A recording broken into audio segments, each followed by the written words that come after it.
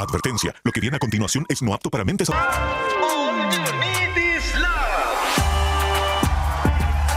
El show de ciencia y tecnología más querido del mundo. Con la conducción del periodista Iván Rimaza. ¿Cómo están? Bienvenidos a una nueva edición de All You Need Is Love desde el estudio 39 de Santiago Televisión y también por Radio Usach completamente en vivo, 94.5 FM. ¿Cómo les va? Tengo una pregunta como siempre para ustedes para estimular el seso antes de empezar con esto. ¿Qué pasaría si nadie pudiera sentir miedo? Suena genial, ¿o no? Miedo al fracaso, sin tener aquello, quizás habría más innovación, se acabarían fobias que paralizan a algunas personas, quizás viviríamos menos estresados. Pero cuidado, la amígdala, que es la parte del cerebro que detecta peligros y activa nuestra reacción de miedo, es vital para la supervivencia humana. Joseph Ledoux, que es un neurocientífico del miedo, literalmente ha estado toda su vida estudiando el miedo, descubrió que la amígdala manda mensajes a tu cerebro, a tu cuerpo en general, que en apenas 12 milisegundos dejan a tu cuerpo preparado para correr o pelear. Sin esta función no duraríamos ni un mes estando vivos. Entonces, ¿qué pasaría si nadie sintiera miedo? ¿Qué pasaría realmente? Bueno, unos investigadores de la Universidad de Iowa estudiaron a pacientes con lesiones en la amígdala, esta parte que es tan crucial para sentir el miedo, y vieron que además de perder el miedo físico, también perdían la capacidad de detectar amenazas sociales. O sea, al tener problemas en la amígdala o no sentir miedo, estas personas también perdían la capacidad de, no cachaban cuando alguien los estaba mintiendo, por ejemplo, no se enteraban de que los estaban manipulando, no detectaban en general malas intenciones.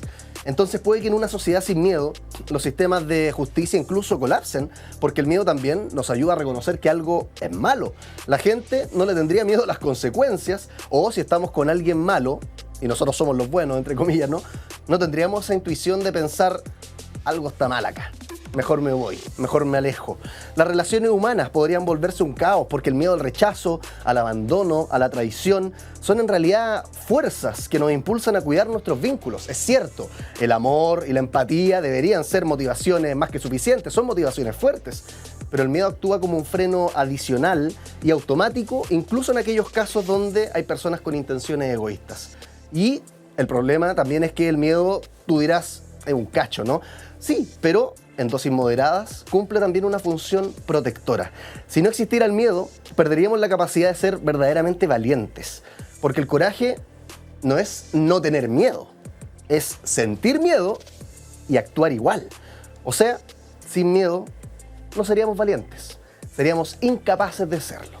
Acá empieza All You Need Is Love. Te escuchamos. Esto es Conexión Cuántica.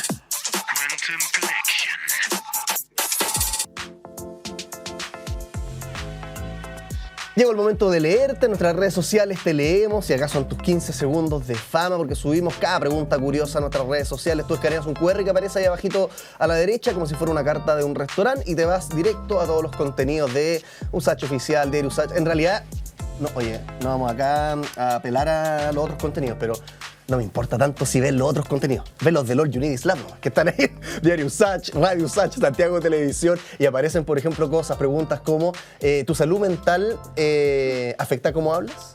¿El botón del semáforo sirve para algo? Y la última pregunta, todo esto con experto en el semáforo, experto en salud mental y lingüística clínica. Y la última, que subimos de hecho ayer y se volvió loca la gente ahí comentando, ¿la marihuana mata neuronas? Invitamos a un toxicólogo experto en cannabis medicinal a ver qué es lo que nos decían en los comentarios, porque la respuesta de hecho del experto fue que puede ser. En etapa adulta no es tan complicado, no hay suficiente evidencia científica, pero sí hay consenso que el consumo previo a los 21 años, en la etapa de desarrollo cerebral, puede afectar, y cualquier sustancia química en realidad que le metamos a nuestra cabeza en pleno desarrollo, va a afectar como madura. Por ejemplo, la corteza prefrontal, que es lo que decía el experto. ¿Qué es lo que dice en los comentarios? Buen punto de vista, Doc, le dice alguien. Otra persona pregunta, ¿hará más daño que las pastillas que le dan a los niños que son hiperactivos? Pregunta.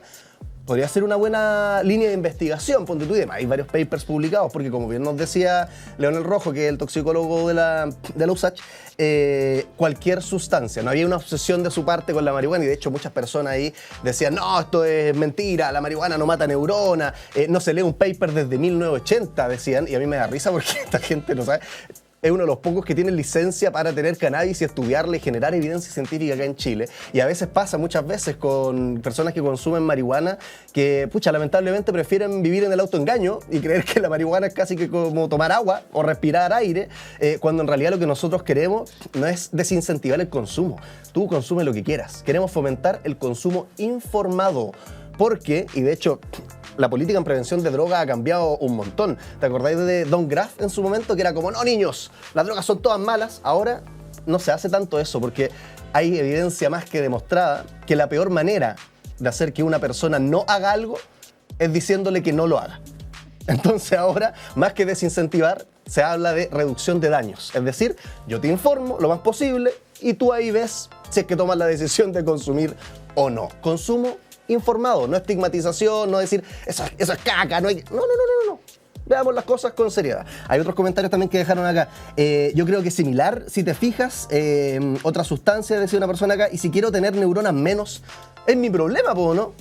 Tal cual. De hecho, entendiste el punto perfectamente. Acá no estamos demonizando a nadie, solamente que si consumes, estés informado y asumas los riesgos. Pásala bien, pero asumiendo los riesgos. Es como cuando uno hace cualquier cosa, no sé, se fuma un puchito afuera y uno le pregunta a la persona, ¿te gusta? Sí. ¿Sabes que hace mal al pulmón? Sí, pero me da lo mismo. Ya, perfecto. Lo mismo, solo que con la marihuana pareciera que hay como terraplanistas de repente de la marihuana. Se normalizó a tal punto que, claro, ahora pareciera que es una conspiración hablar en contra. No, y también está el tema de que es natural, ¿no? Es natural, entonces, ¿cómo va a ser mal si es pachamámico? Chiquillos, hay muchos venenos que vienen de la naturaleza. No todo lo que sale de la naturaleza es una bendición del Señor. Ya, sigamos con más, ¿te parece? All You Need Is Love. Y ahora, ¿quién podrá explicarnos? ¿Cómo se forman los planetas? Sabemos del Big Bang, ¿no? Que lo pasan en el colegio, pero hay mucho más que eso. Vamos a comentar sobre aquello con Laura Pérez, astrónoma de la Universidad de Chile. Laura, nuestro público te da un aplauso. Muchas gracias por estar acá en el programa. Muchas gracias, Iván, por la invitación. Oye, Laura, ya, el Big Bang es una cosa, pero hay varios otros elementos que tienen que ver con la formación de planetas. ¿Cómo desde, no sé, piedras que están volando, aparece un planeta, no sé, como la Tierra, por ejemplo? Claro. Es súper importante considerar que los planetas no se forman solos en el espacio. Generalmente se forman cuando una estrella se está formando. Entonces es en esas etapas de formación de una estrella que es como un producto resultante de, además se forman planetas. Y la forma en que esto ocurre es porque el colapso de material, ¿verdad?, que va a formar una estrella, así como el Sol, tiene un poquito de movimiento en rotación. Y ese movimiento en rotación hace que no todo el material se vaya al centro, a la estrella, sino que quede un poquito en un disco. Ya. Esos son los que nosotros llamamos discos protoplanetarios. Es como el efecto con este juego del Moon que tiene como un hoyo y uno tiene una canica y va girando en torno como un centro de gravedad, por decirlo así. Exacto. Esa pequeña velocidad que tú le da momentum angular, es un término, pero al final simplemente nos dice el material no puede simplemente caer a ese agujerito, se queda orbitando. Y ese material que orbita entonces tiene componentes gaseosas y componentes sólidas. Estas componentes sólidas van a estar embebidas en esta componente gaseosa porque el Sol es más que nada gas. Así que es el mismo material del que se forma el Sol. Al interactuar, ¿verdad? Estas partículas se empiezan a agregar entre sí, empiezan a colisionar, chocar y crecer. Y una vez que crecen pueden llegar a juntarse en montones suficientemente grandes, que les llamamos planetesimales, que es como previo a un planeta, que pueden tener suficiente atracción gravitacional para empezar a agarrar más material del alrededor de ese disco. Y entonces a través de ese proceso tú puedes generar los núcleos, ya sea de planetas gigantes, que son material sólido, planetas gigantes gaseosos, o un planeta terrestre. Y luego viene el siguiente paso. El siguiente paso es este gas que está ahí necesita ser atraído y formar entonces ese planeta gaseoso gigante. Y si se te acabó el gas, quizás te quedas solo en algo mucho más chico, más rocoso, como un planeta rocoso, como la Tierra. Qué Interesante. El disco protoplanetario a mí me llama la atención porque la pregunta que uno se podría hacer entonces, si es que el disco protoplanetario es aquello que está antes que los planetas, la pregunta que me queda a mí como con curiosidad infantil es, entonces, ¿cómo se forman los discos protoplanetarios? Toda esa tierra, todos esos gases, ¿de dónde vienen? En el universo siempre hay elementos dando vuelta y solo falta que se condensen en un disco protoplanetario. O sea, sí, ese material que está en el universo se condensa en galaxias. En estas galaxias hay nubes moleculares. Estas nubes moleculares tienen gas, del que se forman estrellas, y dentro de este gas hay pequeñas partículas de polvo, así como el smog en Santiago. Y estas son las pequeñas partículas de polvo que junto con el gas colapsan por atracción gravitacional, porque tienes una región por aquí un poco más densa, así que colapsa y empieza a formar la estrella. Pero el material no está perfecto y quietito, el material es turbulento y por lo tanto va a haber un poquito de rotación. Entonces, como te decía, el colapso gravitacional no es solo hacia la estrella, sino que también genera un disco. Como esta fuerza centrífuga o centrípeta, no sé cuál de las dos era.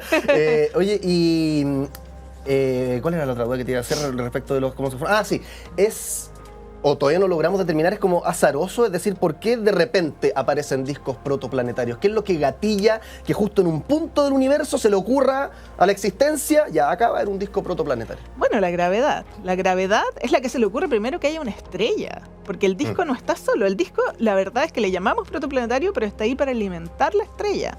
El material que está cayendo termina en este disco y la mayoría se va a generar este sol, ¿verdad? Y el resto, el como residuo de esta formación estelar, es lo que forma los planetas. Es muy interesante pensar en eso. ¿Y por qué? Nuevamente, es la gravedad. Si tú estás en una nube molecular, vas a tener, así como las nubes que vemos en el cielo, vas a tener regiones más densas y menos densas. En una región más densa, estamos hablando de densidades en una galaxia, en el universo, ese material va a estar atraído gravitacionalmente y va a querer colapsar. Entonces, ese es el proceso que gatilla esta formación, eventualmente de los discos, pero es el proceso de formación de estrellas. Oye, y todo esto, todo este polvo que hay, que luego forma planetas rocosos y bueno, gaseosos también. De hecho, yo me lo imagino como va a ser una analogía, yo creo que va a ser poco precisa, pero puede que funcione. Como, no sé si tengo muchos cuadritos de queso, así, molido, y yo los aprieto, se van a pegotear, y van a formar algo, ¿no? Ya, pero mi duda es, todo este polvo que se empieza a pegotear y tú decías, empieza a formar estos planetesimales. ¿El planeta entonces se empieza a formar ahí mismo en el disco protoplanetario o no se sale volando y empieza su órbita en otro lado? No, se forma en el mismo disco. Es muy buena tu pregunta porque está atraído también gravitacionalmente por esta protoestrella que se está formando. O sea, queda como el planeta incluso dando vuelta y dando vuelta. Y por eso los planetas, por ejemplo, en nuestro sistema solar están en un disco plano, ¿verdad? No están así como uno en perpendicular a la órbita de los otros, están todos... El disco protoplanetario nunca desaparece. No, porque ahí quedaron los planetas. Así como los planetas del sistema solar. Sí. Ahora todo tiene sentido. Ya. Sí, el sistema solar entonces en su momento fue solamente el Sol, con un montón de polvo, gas alrededor, y ahí empezó a aparecer, qué sé yo, Venus, Mercurio, la Tierra. Sí, exactamente. Y planetas que quizás en el proceso dinámico que es esto, porque tú te puedes imaginar que formas muchos quizás, también chocaron entre sí, generaron estos residuos, que es por ejemplo el cinturón de asteroide que hablamos, normalmente, que es este montón de material sólido que quedó ahí, porque si estaban estos dos núcleos, quizás chocaron, se desarmaron y dejaron ahí este remanente de cinturón de asteroides, por ejemplo. Oye, cuéntanos, porque con el telescopio ALMA lideraste un equipo que hizo un hallazgo importante relacionado justamente con la formación planetaria. ¿Qué es lo que pasa de repente con los gases, por ejemplo, en el caso de planetas como Júpiter, y también qué es lo que descubrieron? Bueno, es súper interesante porque, a pesar de que suena como una pregunta obvia, no habíamos estudiado cómo el material disponible evoluciona a lo largo del tiempo. ¿Cómo va cambiando? Cómo va cambiando. Y claro, yo no puedo, quizás uno puede estudiar, no sé, cómo crece un microorganismo, porque tú puedes ver, nace, vive, muere. Y puedes ver uno y puedes ver su evolución. Y así se estudian muchos procesos en biología, en física, qué sé yo, en donde tienes evolución que puedes ver en una escala humana. Pero la formación planetaria toma millones de años. Muy lento. No podemos simplemente seguir la formación planetaria. Hacer Entonces, un timelapse así. Exacto. Sí. No nos podemos poner a esperar. Sí. Mi carrera Sí, termina mucho antes. Entonces, observamos discos muy jóvenes, discos de mediana edad y discos viejos. Y tratamos de ver cómo el material de estos discos iba cambiando en su cantidad.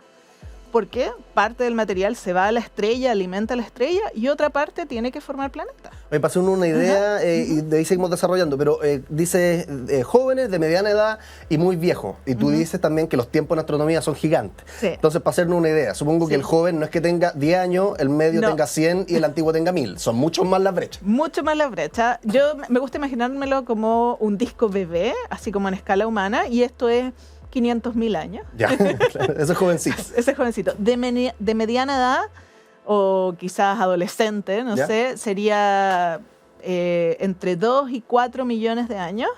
Y ya de edad avanzada, pero no viejo, no ha muerto. Todavía hay discos ahí. Estamos hablando 6 millones de años. ¿El sistema 8. solar a dónde cae más bien en lo antiguo? No, el sistema solar tiene 4.500 millones ya. de años.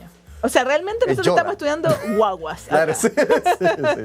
Pero imaginándonos que solo estamos refiriéndonos a los discos, sí, estamos estudiando entre 500.000 de años y 6 millones de años. por Entonces, ahí. tienen esto, lo vieron con el ALMA, ¿qué es lo que Ajá. descubrieron? Y entonces lo que medimos fue, bueno, ¿cuánto material hay a 500.000 de años, a un par de millones de años y luego cuando ya los discos son más viejos?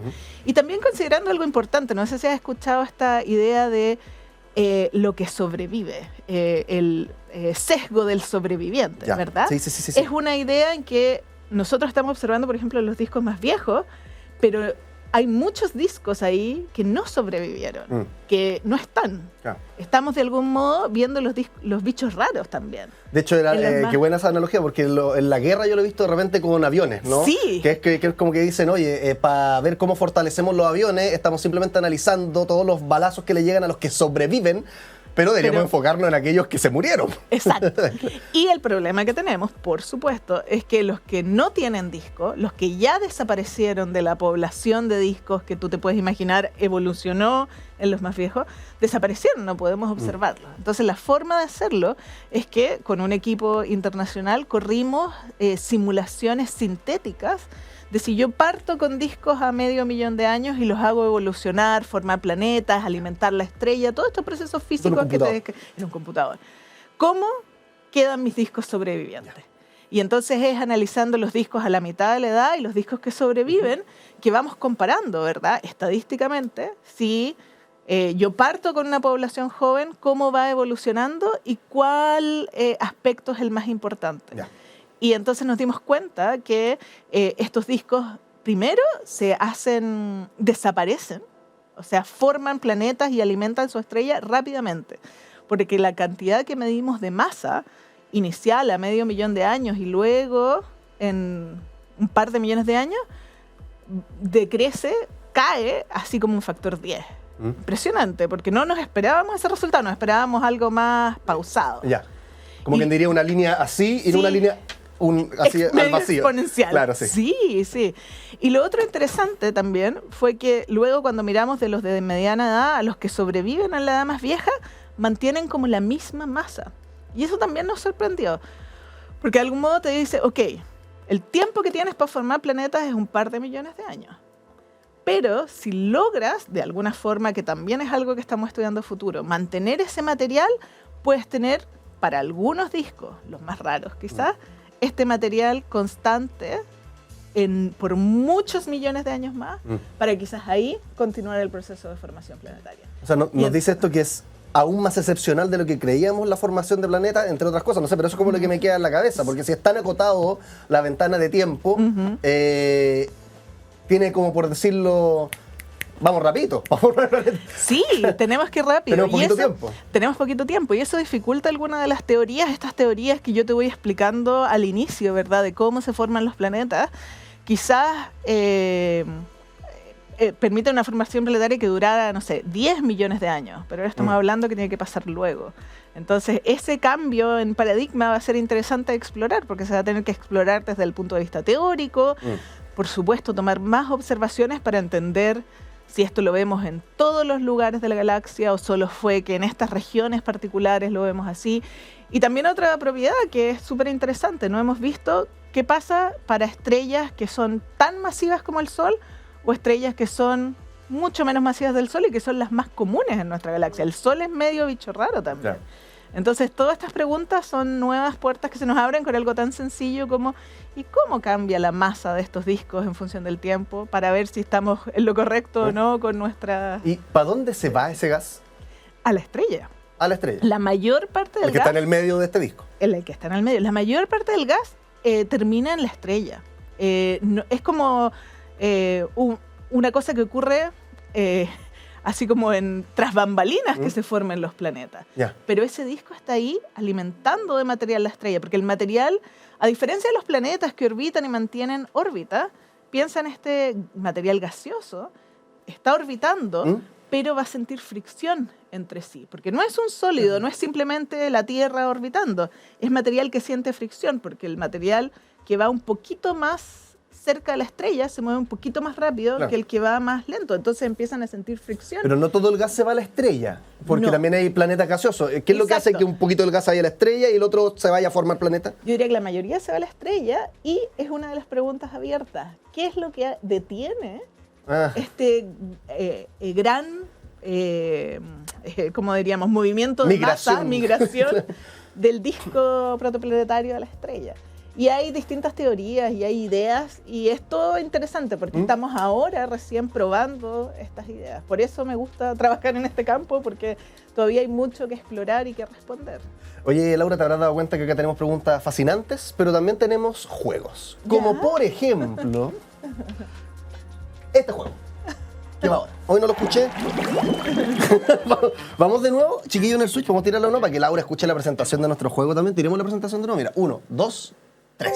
Ahí sí. La pecera. Se entiende el contenido, ¿cierto? Oye, y esta pecera que tenemos acá, Laura, uy, se cayó un papelito, está lleno de frases que nosotros les decimos factos reduccionistas sobre formación planetaria y astronomía. Entonces yo voy a sacar un papelito de esto, lo voy a leer a la cámara, puede que sea una burrada lo que estoy diciendo y tú me vas a tener que corregir como experta, o bien puede que lo que diga sea completamente cierto, o haya que matizarlo, sea como sea, tú respondes y expandes después según lo que yo diga. Qué ¿Te parece? entretenido, me encanta. Ya, tenemos un papelito acá, lo tiramos al agua, como yo siempre digo, el CERVEL es muy transparente y nosotros no nos podemos quedar atrás. Así que vamos con lo que dice La Pecera con Laura Pérez, astrónoma de la Universidad de Chile. Estamos hablando sobre formación de planetas. Ah, mira qué buena esta.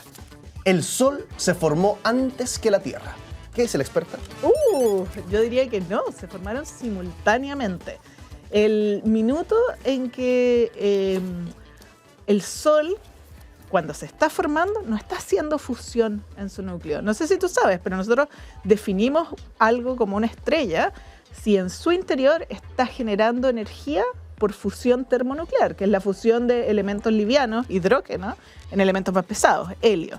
Y entonces el Sol cuando se está formando, sabes que no está generando brillo, las protoestrellas, a través de fusión, porque para poder hacer fusión necesitas tener unas densidades y una temperatura gigantísimas para que estos núcleos venzan la repulsión, estos núcleos de hidrógeno me refiero, venzan la repulsión electromagnética entre ellos. Entonces, una protoestrella está generando energía debido a contracción gravitacional. Y por eso se empieza a calentar. Es como tú tienes un gas y lo comprimes, ese gas se calienta. Claro. Termodinámica. Entonces, tú vas comprimiendo ese gas por acción de la gravedad y el gas se va calentando y por eso está brillando, pero no está produciendo energía por reacciones termonucleares. El día en que decimos el Sol se convirtió en Sol fue cuando se iniciaron las primeras reacciones termonucleares y ahí ya la Tierra estaba hecha. Se fue más o menos simultáneo. Sí. Oye, ¿y todos los discos protoplanetarios, porque tú dijiste que el sistema solar en su momento fue uno, ¿todos se transforman en sistema solar? O sea, en sistema solar, qué tonto, ¿en sistemas? En sistemas exoplanetarios, sí. Muy buena pregunta, porque no sabemos. Una forma de responderlo es mirar, sabemos que las estrellas van a formarse... Sabemos que algunos, pero no sabemos si todos. Claro, pero piénsalo, sabemos que las estrellas al formarse van a tener discos protoplanetarios. Y esto lo sabes porque va a haber que sea un poquito de momento angular, porque el material del que se forman es turbulento, no es un material así estático y quietito. Entonces va a haber un poquito de rotación, pones un poquito de rotación y va a haber formación de este disco. La pregunta que viene después es, entonces, si miráramos todas las estrellas en nuestra galaxia, siempre encontraríamos planetas. Y la gente que estudia exoplanetas se ha dado cuenta que al menos la mitad de las estrellas en nuestra galaxia, con las observaciones que tenemos hasta ahora, tienen sistemas planetarios. Entonces eso de algún modo te dice, la formación planetaria tiene que ser relativamente común. Y yo pienso, hago una predicción, que quizás a lo largo de más décadas de estudio nos vamos a dar cuenta que en realidad es la mayoría de las estrellas, pero por lejos, no más de la mitad, quizás 80-90% de las estrellas. Exacto. Así llamativo. Sí, eso no lo sabemos todavía. Laura Pérez, astrónoma de la Universidad de Chile. Hoy a nuestro público te da un aplauso. Muchas gracias por estar acá en el programa. Y como siempre con la astronomía es increíble porque uno cree con la ciencia, mira, ya estamos clonando animales, viajando no sé dónde, avances, pero en la astronomía hay muchas veces más misterios que certezas. Sí. Y el misterio es el movilizador. Exacto. Al final, porque si lo subiéramos todo, no tendría trabajo. Claro, exacto. Ya, Laura, muchas gracias. Nosotros seguimos con más. All You Need Is Love. La máquina del tiempo. Viajemos a una época en la que no existían las selfies. ¿Cómo eran las fotos en la antigüedad? Hay retratos en la antigüedad, estamos hablando hasta el siglo, o del siglo V después de Cristo hacia atrás. Retratos en murales, esculturas, en civilizaciones como Egipto, Grecia y Roma, se representaban rostros humanos en frescos, relieves y bustos para preservar la imagen de los líderes o difuntos. Tenían también un propósito simbólico y espiritual. Los retratos eran más representaciones ideales que realistas, que es lo que prima uno podría decir hoy día, ¿no? Usados en rituales para mostrar estatus social. Los materiales disponibles en ese entonces eran principalmente pigmentos naturales sobre piedra, madera o paredes, con herramientas manuales y rudimentarias. Un ejemplo destacado son los fayum egipcios, que eran retratos funerarios que se hacían sobre madera, una muestra avanzada de realismo para la época. En la edad intermedia, del siglo V al siglo XIX, siglo XVIII, aparecieron, por ejemplo, durante la Edad Media y el Renacimiento, miniaturas y retratos pintados. Se popularizaron los retratos al óleo en nobles y realeza también como símbolo de poder, de alguna manera. El uso técnico de la cámara oscura. Desde el siglo XI, científicos islámicos y luego europeos usan la cámara oscura para proyectar imágenes y con ello también ayudar a pintores, por ejemplo, con la perspectiva. El nacimiento de la fotografía llegó recién, porque te habrás dado cuenta. La pregunta de esta máquina del tiempo es cómo eran las fotos en la antigüedad y no te he hablado ni una foto hasta ahora. Bueno, es porque la invención de la fotografía recién llegó en 1826. Nicéforo Niepce creó la primera fotografía permanente usando una placa de estaño y betún de Judea. Después llegó el daguerrotipo, que quizás lo has escuchado por ahí, el nombre un poquito más común, en 1839, que evolucionó, hizo que avanzara aún más la fotografía gracias al señor Louis Daguerre, que perfeccionó el proceso, permitiendo retratos fotográficos con gran detalle, aunque todavía eran muy costosos y lentos. Y en la actualidad hay una marca que tiene un rol importante. A mí no me gusta acá promocionar marcas, ni el mercado, ni fomentar que compren cosas, pero ¿cuál creen ustedes? Es una marca que todavía existe, de cámaras de foto, incluso de rollos. ¿Cuál creen ustedes que fue clave en la evolución de la fotografía? Kodak. A partir del siglo XX, cámaras portátiles de Kodak permitieron que las personas comunes capturaran su vida cotidiana. La era digital, desde 1990 en adelante, hizo que las cámaras digitales reemplazaran al rollo, facilitando la edición, almacenamiento y acceso inmediato a las imágenes. Los smartphones, redes sociales, hoy día cualquier persona puede tomar retratos de alta calidad, compartirlos inmediatamente en plataformas como Instagram o TikTok. Y de hecho, lo llamativo es que las selfies, que parecieran ser una cuestión de ahora súper reciente, igual tienen su tiempo. Uno puede encontrar, te invito a buscar como las primeras selfies, personas sacándose fotos contra espejos, por ejemplo, con grandes equipos fotográficos, con este típico paño, ¿no?, que tapaba, pero frente a un espejo. Y después en los 90 hay una mujer japonesa, una influencer, yo me olvidé de su nombre en este momento, y de hecho todo este rato lo he tratado de buscar en el computador para decírselo, pero no lo encontré, que es una mujer japonesa que empezó a hacer de las selfies algo mucho más como feo, por decirlo así. Porque mujeres, por ejemplo, como Vivian Maier, busquen su nombre, Vivian Maier, una fotógrafa de las primeras que empezó a hacer selfies así como contra espejo. Ya hacían la selfie, el autorretrato. Pero esta mujer japonesa en la época de los 90 nos trajo esta estética de que la selfie no necesariamente tenía que ser tan preparada, no necesariamente puesta en un trípode, bien encuadrado, sino que de repente, y es como lo que uno ve en las redes sociales, ¿no? Una foto tuya, una selfie de un ojo, un pedazo de tu ojo y que se vea de fondo un panorama bonito, o la comida de repente no mostrarla tan bien encuadrada, un plano cenital, sino que un zoom bien de cerca, que se vea algo desordenado. ¿Por qué? Porque con eso se transmite espontaneidad. Entonces, qué fantástico, como con la historia de la fotografía pasamos de pintura o retratos, murales, esculturas, a ahora tener incluso inteligencia artificial, realidad aumentada, reconocimiento facial, editores automáticos. Todo esto también afecta, yo creo, nuestra percepción de lo que es la identidad y la belleza. ¿Cómo irá a cambiar el futuro? No lo sabemos. Nosotros hacemos una pausa y seguimos con más All You Need Is Love. Hagamos la corta. Ciencia al paso.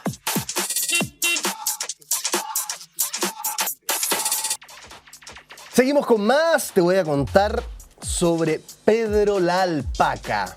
¿Quién es Pedro la alpaca? Un arma secreta antiviral made in Chile. Una alpaca chilena llamada Pedro está ayudando a científicos en Australia a desarrollar una vacuna para el virus Hendra, que es mortal no solamente para los caballos, sino que también podría ser para los humanos, porque es zoonótico. Como el COVID, se puede transmitir de animales no humanos a nosotros, las personas. Este virus solo ha aparecido, ¿cómo se llama? Virus Hendra. Voy a ir haciendo una prueba de comprensión a medida que avanza este texto para ver si me están escuchando. El virus, ustedes rellenan, ¿cómo se llama? Hendra. Muy bien, apareció en Australia, se ha mantenido bajo control, pero recientemente volvió a hacer noticia tras reaparecer en realidad, y matar a un caballo en Queensland, que es una zona allá en Australia. La primera muerte que se da con este virus, ¿cómo se llama? Hendra, muy bien, en 3 años. Estoy como Dora la Exploradora a esta altura.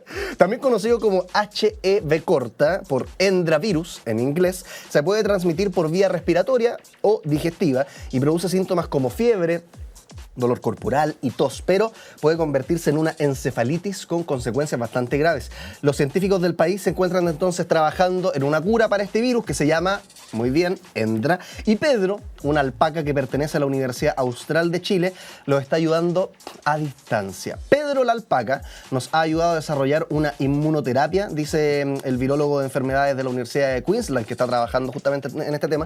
Pedro la alpaca nos ha ayudado a desarrollar una inmunoterapia que puede neutralizar el Hendra en humanos, para el cual actualmente no existe una vacuna o cura aprobada. Qué llamativo, porque justamente el equipo de este virólogo, que se llama Ariel Isaacs, usó a Pedro, la alpaca, para desarrollar anticuerpos. Le extrajeron, aprendieron, digamos, de su sistema, que se llaman, de hecho, nanocuerpos, lo que tiene esta alpaca en su cuerpo, que son básicamente anticuerpos muy especializados que pueden neutralizar a algunos virus, como el Hendra, con una potencia muy alta. Entonces vieron que esta alpaca tenía, y asumo que varias alpacas lo tienen, no hay una pregunta que podríamos eventualmente googlear, pero vieron que la alpaca tenía este nanocuerpo y que era aprovechable entonces para combatir este virus Hendra, que no solamente mata caballos, sino que también seres humanos. Así que mira, como Pedro la alpaca también está ayudando ahora a que las personas mueran menos, gracias a su supercuerpo, que de alguna manera podríamos decir tiene algunas ventajas respecto al nuestro, con estos nanocuerpos que neutralizan virus con una potencia muy, muy alta. ¿Qué te parece? A mí me gustó. Sigamos con más. All You Need Is Love. El que sabe, sabe. Y el que no conduce. Vamos a hablar sobre el alquiler de vientres o arriendo de úteros, como se diría acá en Chile, porque en Colombia está complicando esta situación, pero como en otras partes del mundo, ¿qué pasaría acá en Chile? ¿Por qué se ha complicado el tema en Colombia? ¿Por qué en primer lugar se empezó a permitir este tipo de alquiler? Todas esas dudas las vamos a resolver con Rosa Elizabeth Gullo, investigadora de la Universidad Nacional de Colombia. ¿Cómo te va, Rosa? Muchas gracias por estar acá. Nuestro público te da un aplauso a la distancia. ¿Cómo te va? Buenos días, ¿cómo estás? Un saludo muy especial desde Colombia, a ti y a todas las personas que desde Chile y desde el mundo nos ven. Oye, Rosa, cuéntanos como contexto, ¿no? Porque nos conectamos desde Colombia. ¿Cómo es allá este tema del alquiler de vientre o lo que nosotros podríamos decir acá en Chile, arriendo de úteros, usando nuestro lenguaje, pero al final es como lo mismo? ¿Está permitido, legalizado y cómo se compara al resto del mundo? Bueno, lo que sucede en Colombia con el alquiler de vientres o la maternidad total para este tipo de práctica, en este preciso momento el tema no está regulado en Colombia.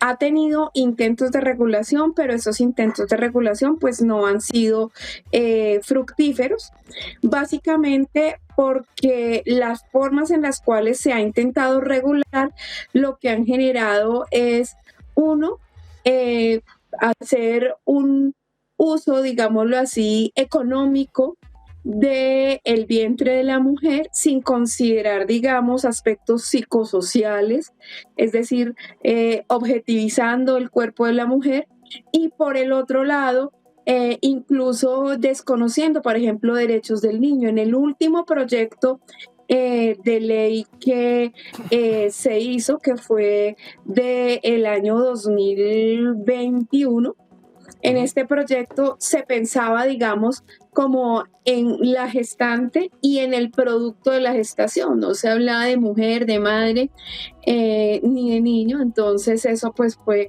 bastante delicado. Hubo en el 2023 otro proyecto pues que buscó trabajar la maternidad subrogada, llamándola en aquel momento subrogación gestacional. Uh-huh.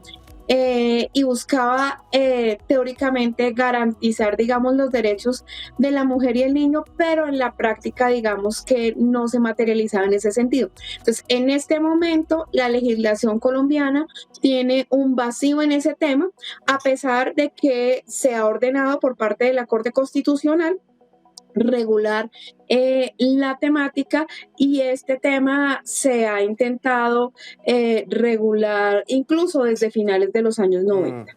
Oye, lo llamativo, y yo creo que esto es un buen ejemplo para que la gente lo entienda, como lo que pasa con las drogas, ¿no? No porque algo no sea legal o no esté regulado significa que no pasa. Supongo que allá en Colombia entonces todo esto está en un limbo legal y finalmente la gestación subrogada o el alquiler de vientres igual ocurre, ¿no? ¿Cómo está ocurriendo? ¿Qué problemas está trayendo? Así es.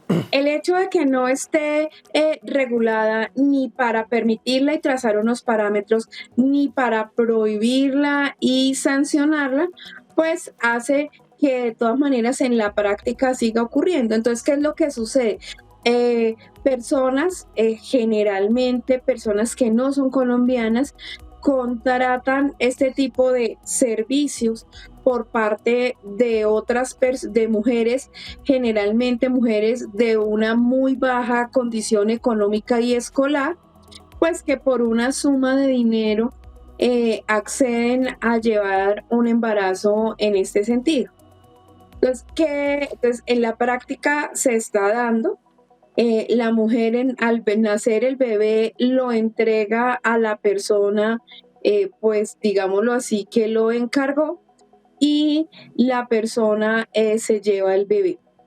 Han habido casos delicados en los cuales, por ejemplo, ese niño nacido, niña nacida de esa práctica, no se registra en Colombia. Desconocemos cómo es que lo sacan del país, pero ha tenido problemas ese niño o niña al ingresar al país del padre o la madre, pues que así lo encargó, y ha sido en ese escenario en el que han tenido que regresar a Colombia y concederle al niño la nacionalidad colombiana para que lo dejen entrar en el otro país. Entonces, como puedes ver, ahí lo que existe es una suerte de desprotección para ese niño, porque este es uno de muchos casos que pueden ocurrir al día o al año, digamos, en el país, en donde no se está velando por la garantía y la protección de los derechos de ese niño. No se sabe si, por ejemplo, el niño sale para tener una familia, que es lo que debiera ser, y a lo cual, pues, en ese sentido no estaría mal, pero no sabemos si el niño va, por ejemplo, para ser destino de donación de órganos, de prácticas prohibidas, por ejemplo, esclavitud u otro tipo de prácticas pues que no corresponden a la garantía de los derechos de un ser humano. Entonces, ese es el escenario al que nos enfrentamos actualmente. Oye, Rosa, tengo dos dudas. Una que es bien corta y la podría responder al empezar a responder la segunda, que es, en este caso, legalmente podemos ocupar de manera intercambiable, son sinónimos gestación subrogada y alquiler de vientres. En este momento, en el sistema colombiano sí, porque lo que te digo, no hay, digamos, nombre. Aunque uno podría pensar, digamos, que cuando habla de gestación subrogada, lo está pensando exclusivamente en un ánimo altruista, ¿cierto? Que alguien lo hace para ayudarle a otras personas a tener un bebé porque ellos por diferentes razones no pueden hacerlo. No es que no quieran, sino que no pueden. De hecho, esa era mi segunda pregunta, porque estamos hablando de todo lo malo que puede tener una gestación subrogada no regulada, pero pienso en el caso una pareja de hombres que quiere tener un hijo. De repente, si la gestación subrogada no está regulada, no se reconoce la paternidad de ese hijo, ¿no? Al final el hijo legalmente no va a ser de quienes querían tenerlo a través de la gestación subrogada. Correcto. Lo que va a suceder, digamos, en esos escenarios va a ser, digamos, el hijo. Colombia permite, digamos, la adopción simple o conjunta por parte de parejas del mismo sexo, pero no hablándose, digamos, de un tema de maternidad subrogada. Ahí lo que tendría que valorarse es que efectivamente la pareja del mismo sexo puede o no puede digamos, sostener ese niño, darle, digamos, el sostenimiento económico, moral, social que requiere. Cumpliendo con esas condiciones, el sistema colombiano debería entregarle un niño en adopción a la pareja, pues cumpliendo con los parámetros correspondientes. Pero si no lo cumplen, entonces la adopción no podría darse. Pero en el escenario de vacío de la maternidad subrogada podría perfectamente darse en cualquiera de los dos escenarios.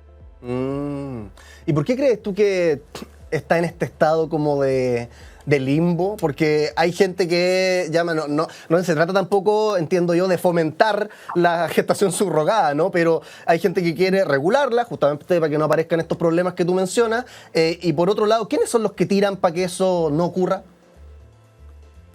Bueno, lo que pasa es que las regulaciones que se han intentado hacer en Colombia, y especialmente las dos últimas, lo que hacen es desconocer que no todos los sujetos que intervienen en esa relación jurídica van a estar en la misma posición.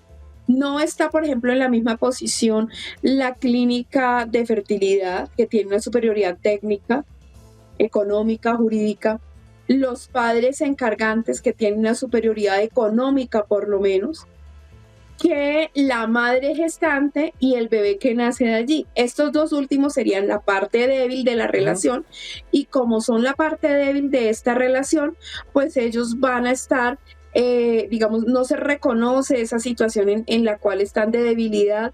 No trazaban estos dos últimos proyectos, digamos, una línea de garantía de los derechos de estas dos personas. Y eso hizo, por ejemplo, que movimientos en el país, especialmente en protección de los derechos de las mujeres, pues presionaran para que estos proyectos de ley se archivaran. Entonces, la idea sería, si se va a regular, o que se prohíba rotundamente, o que si se va a permitir, se consideren las situaciones, digamos, de debilidad manifiesta en la que estarían la mujer gestante y el niño que nace de esta práctica, y se tracen instrumentos jurídicos y políticas públicas de protección efectiva a esos derechos de esas personas, para que haya de cierta manera, digámoslo así, un colchón jurídico que proteja, jurídico-político, que proteja a esos individuos que están en la posición más difícil allí. Oye, Rosa, te habrás dado cuenta, tenemos acá preguntas fascinantes, pero también tenemos juegos, como por ejemplo... La ruleta.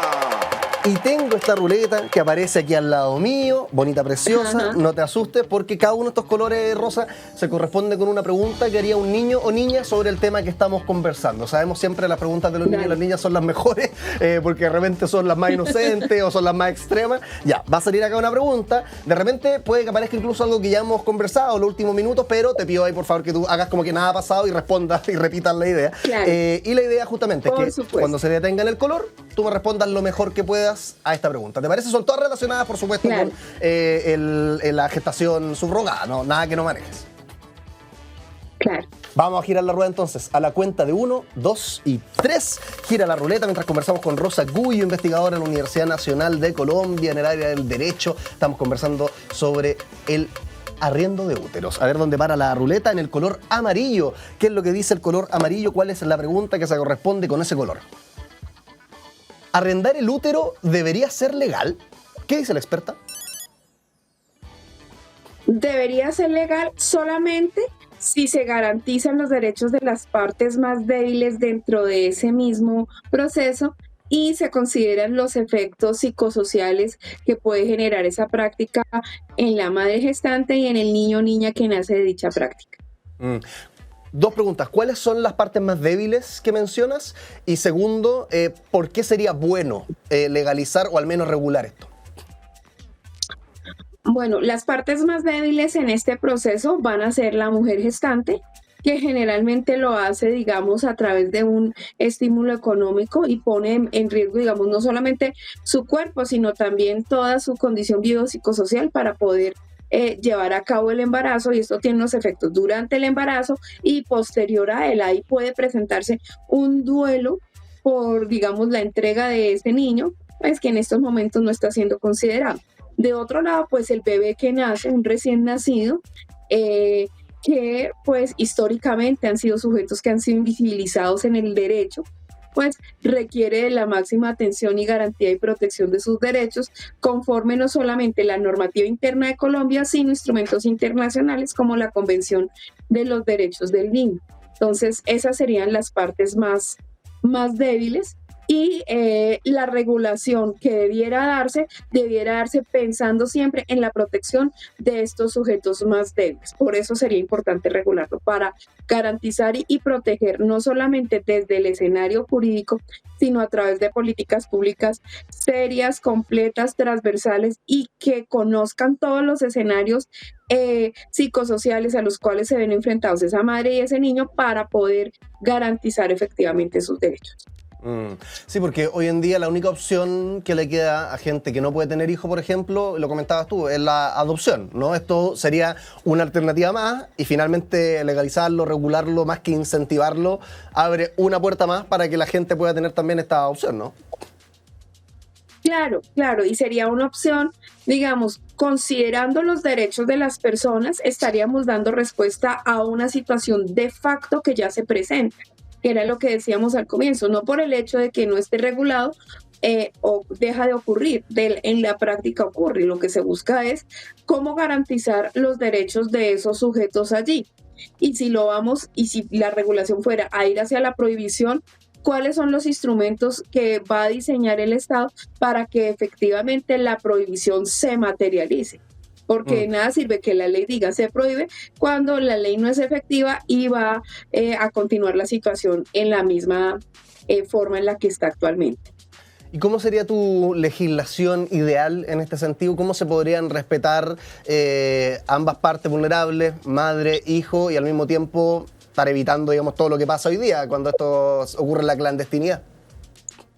Pues yo creería que la legislación ideal sería la que considerara, digamos, la situación particular de esa mujer gestante, considerando, digamos, cuál es el acompañamiento previo que va a tener, cómo debe ser la condición para que ella consienta de una manera libre, espontánea, absolutamente informada en un lenguaje en el que ella considere sobre si accede o no accede a practicarse, digamos, un embarazo en estas condiciones y cuál va a ser el acompañamiento posterior que va a tener para llevar la situación en la cual pues ella entregó el niño. Eso por un lado.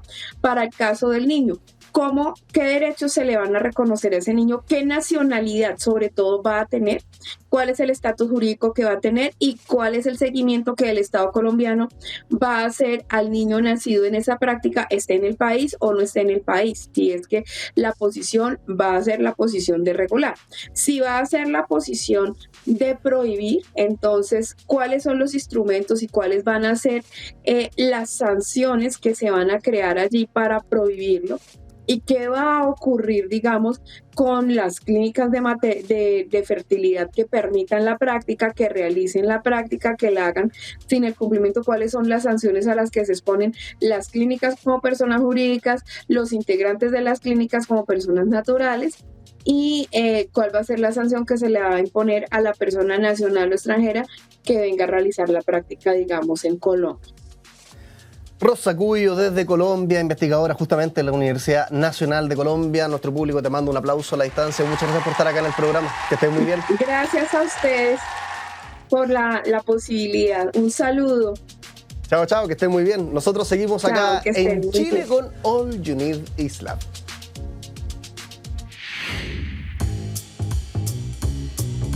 Qué increíble cómo la tecnología nos conecta. Lo damos por sentado, ¿eh? Pero conversar con es que es muy loco. Es muy loco. Yo una vez llamé a un amigo que estuvo ahorrando plata harto tiempo para unas vacaciones y lo llamo un día y le digo, hola, oye, juntémonos en febrero. ¿No? Juntémonos, no sé qué, hoy día en la noche. Me dice, no voy a poder, es que estoy en Roma viendo un partido de fútbol. Y digo yo, ¿cómo? ¿Y cómo estamos hablando por llamado de WhatsApp, la tecnología? Ya, chao, que disfrute. A veces uno se sorprende con el nivel de conectividad que tiene la tecnología el día de hoy. Hoy hablábamos de muchas cosas en este programa. ¿Qué pasaría si nadie sintiera miedo? Era la pregunta que te hacía al principio. Bueno, aparecerían problemas porque el miedo nos protege. El miedo es como la intuición de aquello que es peligroso, aquello que nos tenemos que alejar. Así que de repente es bueno tener miedo. También hablábamos sobre la formación planetaria, cómo se forma la Tierra, cómo se forma Júpiter, cómo se formó el sistema solar. Y recién hablábamos sobre el alquiler de vientres, el arriendo de úteros o gestación subrogada, como le quieras decir, que en Colombia está generando problemas. Por eso llamamos, de hecho, una experta en Colombia. ¿Problemas por qué? Porque esté prohibido o desregulado significa que no ocurre en la realidad. Entonces al final es como lo mismo que pasaba acá en Chile antes de que se empezara a regular el aborto, ¿no? Ocurre en la clandestinidad, entonces es mejor regular algo que está pasando a vista y paciencia por el bien de todos. Hasta acá llega All You Need Is Love. Nosotros nos encontramos en otra edición. Que estén muy bien. Chao, chao.